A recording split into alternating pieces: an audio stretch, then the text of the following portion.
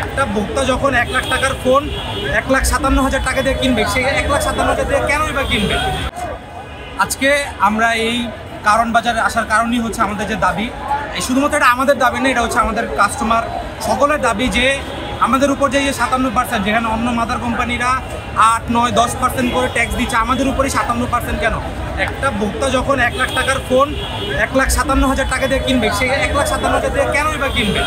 সেখানে অন্যরা 8-10 হাজার টাকা বেশি দিচ্ছে, এখানে আমরা সর্বোচ্চ গেলে 15% অথবা 20% পর্যন্ত আমরা দিতে রাজি আছি।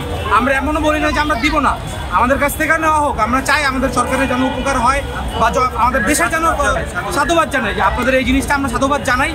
আমরা চাচ্ছি যে এই যে সীমিত একটা আকারে যত কাস্টমাররা আমাদের কাছ থেকে ফোনটা পারচেস করতে পারে, আমাদের ব্যবসায়ীটাও যেন বজায় থাকে। এই যে 20 লক্ষ মানুষ, এদের যেন পেটে লাথি না মারা হয়, এই জন্য আজকে আমাদের এই দাবিটা নিয়ে আমরা এখানে আসছি। তো সবাই আমাদের এই সাথে থাকবেন। এই করটা যখন দেওয়া হবে, যখন আপনি মনে করেন আমরা যদি এখন 100টা ফোন বিক্রি করি, সেখানে তখন আমাদের ফোন বিক্রি হবে মাত্র 1 থেকে 2টা।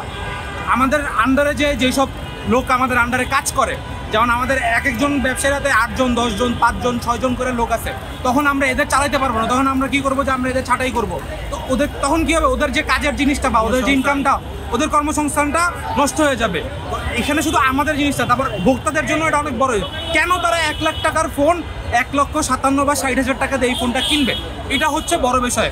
আমাদের থেকে আমরা ভোক্তার জিনিসটা আমরা সবচেয়ে আগে তুলে ধরতেছি, যাতে ভোক্তাদের এই জিনিসটা ক্ষয়ক্ষতি না হয়। যেমন এখন আপনারা বলেন যে ডিজিটাল বাংলাদেশের ক্ষেত্রে কি আমাদের সকলের হাতে যেন একটা হাই কনফিগারেশন ডিভাইস বা জিনিস আমরা যেন কাস্টমারের হাতে পৌঁছে দিতে পারি।